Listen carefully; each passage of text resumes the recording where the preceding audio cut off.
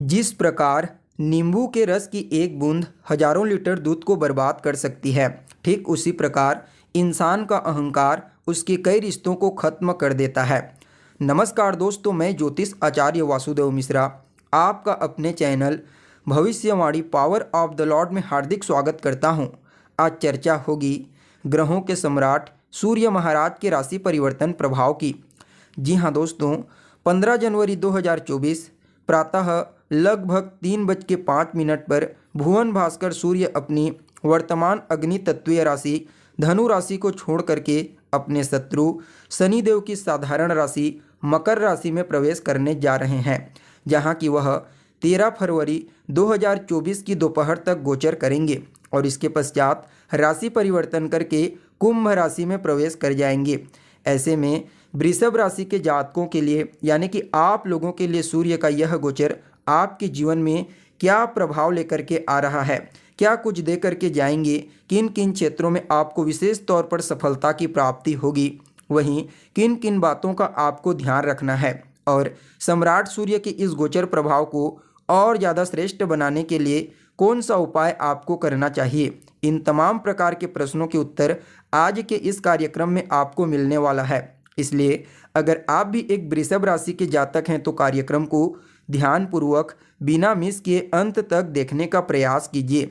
और अगर आप अपनी जन्म कुंडली पर हमसे परामर्श लेना चाहते हैं तो डिस्क्रिप्शन बॉक्स में और वीडियो के अंदर आपको व्हाट्सएप नंबर मिल जाएगा, जहां से आप व्हाट्सएप करके अपनी जन्म कुंडली का विस्तार पूर्वक विश्लेषण करवा सकते हैं। तो दोस्तों, कौन है सूर्य? हमारी आत्मा के कारक हैं सूर्य। पिता, शासन प्रशासन, मान सम्मान, पद प्रतिष्ठा और सफलता, इन सभी चीज़ों के कारक ग्रह सूर्य महाराज ही होते हैं। इसलिए सूर्य देव का गोचर हर किसी के लिए महत्वपूर्ण बन जाता है। जी हाँ, जब जन्म कुंडली में भुवन भास्कर सूर्य देव बलवान होते हैं तो यह अपने आप में ही पूरी कुंडली को मजबूती प्रदान कर देते हैं, क्योंकि सूर्य देव के बलवान होने से जातक को उसके जीवन के प्रत्येक क्षेत्र में विशेष सफलता की प्राप्ति होती है। वह जातक अपने जीवन में अपने पराक्रम, अपने पुरुषार्थ, ऊर्जा शक्ति और भाग्य के दम पर सभी प्रकार की सुख सुविधाओं को प्राप्त कर लेता है। ऐसे जातकों के जीवन में किसी भी चीज़ की कमी नहीं होती। ऐसे लोगों का जो व्यक्तित्व होता है वह भी बिल्कुल सूर्य के समान प्रकाशमान होता है। चारों तरफ से इन्हें मान सम्मान, पद प्रतिष्ठा और प्रसिद्धि की प्राप्ति होती है। ठीक इसके विपरीत जब सूर्य देव जन्म कुंडली में कमजोर पड़ जाते हैं, पीड़ित हो जाते हैं, तो पहले तो जातक के जीवन को बहुत ज़्यादा संघर्षशील, स्ट्रगलफुल बना देते हैं। जातक बहुत मेहनत करता है, उसके बावजूद उसे किसी भी फील्ड में कोई विशेष सफलता की प्राप्ति नहीं हो पाती और धीरे धीरे करके व्यक्ति अवसादग्रस्त होता चला जाता है। और एक समय ऐसा आता है जब पूरी तरह से जातक अपने आप को निराश और हताश समझ करके कमज़ोर महसूस करने लगता है। जी हाँ, साथ ही साथ सूर्यदेव जब पीड़ित होते हैं तो जीवन में समस्याओं का समाधान दिखाई नहीं देता, क्योंकि सूर्यदेव सॉल्यूशन के कारक ग्रह हैं। इसलिए जितने भी इस प्रकार की समस्याएं हमारे जीवन में आती है, उन तमाम प्रकार की समस्याओं से लड़ने के लिए हमारे पास सूर्यदेव का बलवान होना आवश्यक है। साथ ही साथ यह कमज़ोर होने से हड्डियों से संबंधित परेशानी, नेत्रजन्य पीड़ा, शासन प्रशासन और पिता के साथ भी परेशानी उत्पन्न होती है। इसलिए चाहे जन्म कुंडली हो या फिर गोचर कुंडली, सूर्य महाराज का बलवान और शुभ होना बेहद ही ज़्यादा महत्वपूर्ण माना जाता है। वैसे तो सूर्य देव का जो राशि परिवर्तन होता है वह हर 30 दिन में हो जाता है। इसलिए हर महीने सूर्य देव राशि परिवर्तन करते हैं, जिसे हम संक्रांति के नाम से जानते हैं। लेकिन दोस्तों, जब बात मकर संक्रांति की होती है तो फिर यह थोड़ा ज़्यादा ही महत्वपूर्ण और विशेष बन जाता है, क्योंकि एक तो यहाँ पर सूर्य आते ही उत्तरायण शुरू हो जाता है और दूसरा सूर्य देव की इस राशि में आने से पहले सूर्य देव देवगुरु बृहस्पति की मूल त्रिकोण राशि धनु राशि में गोचर करते हैं और गुरु के घर में सूर्य देव बिल्कुल एक शिष्य के समान एकांतवास में ज्ञान ग्रहण करते हैं। और जब धनु राशि से निकलते हैं तो उन्हें गुरुदेव के द्वारा विशेष आशीर्वाद और शक्ति प्राप्त होती है और मकर राशि में प्रवेश करते ही वह अपनी उन शक्तियों को अपनी प्रजा के बीच में बांटना प्रारंभ कर देते हैं। इसलिए सूर्य देव का जो संक्रांति होता है, मकर संक्रांति, वह बेहद ही ज़्यादा महत्वपूर्ण बन जाता है। तो दोस्तों देखिए, आप लोगों के लिए यानी कि वृषभ राशि वालों के लिए सूर्य महाराज अभी आपकी कुंडली के अष्टम भाव में गोचर कर रहे हैं, लेकिन 15 तारीख को आपकी कुंडली के अष्टम भाव से निकल करके नवम भाव भाग्य भाव में गोचर करने लगेंगे। सूर्यदेव भाग्य के कारक होकर के भाग्य भाव में गोचर करेंगे। यह अत्यंत ही श्रेष्ठ कहा जा सकता है। सबसे पहले तो सूर्यदेव नवम भाव में गोचर करते हुए आपके भाग्य को बल प्रदान करेंगे। जी हाँ, इस समय आपको भाग्यशाली बनाएंगे और आपको अपने भाग्य की मदद से ही लगभग सब कुछ प्राप्त हो जाएगा। जी हाँ, इस समय आप जो कुछ भी चाहेंगे, जिस फील्ड में आप मेहनत करेंगे, जो कुछ भी आप करेंगे, समझ जाइए सूर्यदेव की कृपा से आपको वहाँ पर सफलता की प्राप्ति अवश्य ही होगी।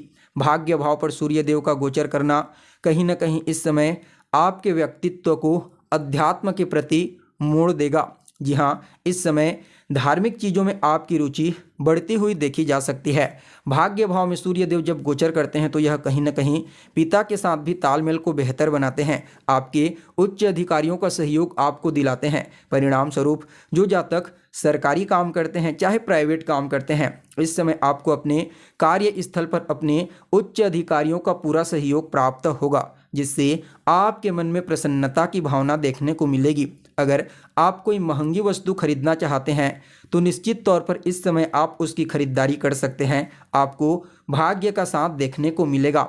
सूर्यदेव नवम भाव में गोचर करते हुए अपनी पूर्ण सप्तम दृष्टि से कुंडली के तीसरे स्थान यानी कि आपके पराक्रम स्थान को दृष्टिगोचर करेंगे। और सूर्यदेव जो पराक्रम अग्नि तत्व के ग्रह होते हैं, जब तीसरे भाव को दृष्टिगोचर करते हैं तो कहीं न कहीं यह आपके पराक्रम में वृद्धि कराने वाले होते हैं। जी हाँ, सूर्यदेव की कृपा से इस समय आप पराक्रमी बनेंगे, साहसी बनेंगे। आपके पराक्रम में वृद्धि होने वाली है। कहीं न कहीं इस समय आप अपनी मेहनत, अपने पराक्रम के दम पर सब कुछ हासिल कर लेंगे। जी हाँ, आपका कम्युनिकेशन स्किल्स भी इस समय काफ़ी हद तक एक्टिव हो जाएगा और वह भी आपको आपके कार्य क्षेत्र में विशेष तौर पर सफल बनाने में आपके लिए सहयोगी साबित होगा। हालांकि छोटे भाई बहनों के साथ तालमेल में थोड़ी बहुत कमजोरी देखने को मिल सकती है, कुछ वैचारिक मतभेद उत्पन्न हो सकता है, लेकिन यहाँ पर प्लस पॉइंट यह होगा कि आपके छोटे भाई बहनों को भी उनके कार्य क्षेत्र में सूर्यदेव की कृपा से विशेष सफलता की प्राप्ति होगी। जी हाँ, आपकी जो छोटे भाई बहन हैं उन्हें भी इस समय करियर में आगे बढ़ने से कोई नहीं रोक सकता। देखा जाए तो सूर्यदेव जब तीसरे भाव को दृष्टिगोचर करते हैं तो कहीं ना कहीं सामाजिक क्षेत्र में भी आपकी ख्याति बढ़ाने वाले होते हैं। क्योंकि इस समय आप हर प्रकार से लोगों की मदद करने का प्रयास करेंगे और जब आप लोगों की मदद करेंगे, चाहे पराक्रम के तौर पर या फिर अपने माइंड के तौर पर, तो समझ जाइए लोगों के द्वारा ही आपको प्रसिद्धि, आपको वर्चस्व की प्राप्ति होगी और ऐसा ही कुछ अभी आपको अपने जीवन में देखने को मिलेगा। वहीं देखा जाए तो सूर्यदेव जो होते हैं ना, वह आपकी कुंडली में आपके चतुर्थ स्थान के स्वामी बनते हैं और केंद्र के स्वामी होकर के त्रिकोण में गोचर करेंगे। अत्यंत ही श्रेष्ठ। इस समय आपकी माता के साथ आपके तालमेल बेहतर होंगे। आपकी माता का सहयोग आपको प्राप्त होगा। माता की वजह से आपका भाग्य जागृत होगा।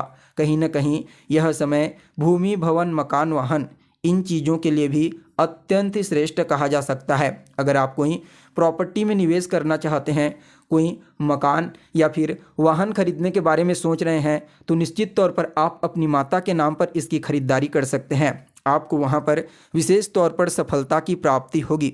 तो वहीं दोस्तों देखा जाए तो सूर्यदेव आपके चतुर्थ भाव के अधिपति बनकर के भाग्य भाव में गोचर करेंगे, तो कहीं ना कहीं यह उन जातकों के लिए भी अत्यंत ही श्रेष्ठ होगा जो राजनीति के फील्ड में कार्यरत हैं, यानी कि पॉलिटिशियन हैं। उनके लिए भी सूर्यदेव इस समय भाग्य उन्नति कराने वाले होंगे। उनको जनता का पूरा सहयोग प्राप्त होगा, जिससे उन्हें भी अपने पॉलिटिक्स के क्षेत्र में आगे बढ़ने से, सफलता प्राप्त करने से कोई नहीं रोक सकता। यानी कि देखा जाए तो सूर्य महाराज का भाग्य भाव में गोचर करना आपके लिए हर मामले में अत्यंत ही श्रेष्ठ साबित होगा, क्योंकि आपका भाग्य जब जागृत रहेगा तो फिर कोई दो मत वाली बात ही नहीं है कि आपको किसी भी फील्ड में कोई नुकसान हो। हर तरह से आपको इस समय सूर्य की कृपा से तरक्की, सफलता और खुशियां प्राप्त करने के कुछ नए अवसर प्राप्त होंगे। यानी कि यह गोचर आप सभी वृषभ राशि वालों के लिए अत्यंत ही श्रेष्ठ और प्रॉफिटेबल साबित होगा। फिर भी सूर्य महाराज के इस गोचर प्रभाव को और ज़्यादा बेहतर बनाने के लिए रोजाना आदित्य हृदय स्तोत्र का पाठ कीजिए। साथ ही साथ आपको लाल चंदन का तिलक लगाना है। रविवार के दिन मजदूरों की मदद कीजिए, आपके लिए अत्यंत ही श्रेष्ठ साबित होगा यह गोचर। तो दोस्तों, हमें उम्मीद है जानकारी आपको पसंद आई होगी। फिर मिलते हैं एक नए और ताज़ा एपिसोड में, तब तक के लिए आप हमें इजाज़त दीजिए। नमस्कार।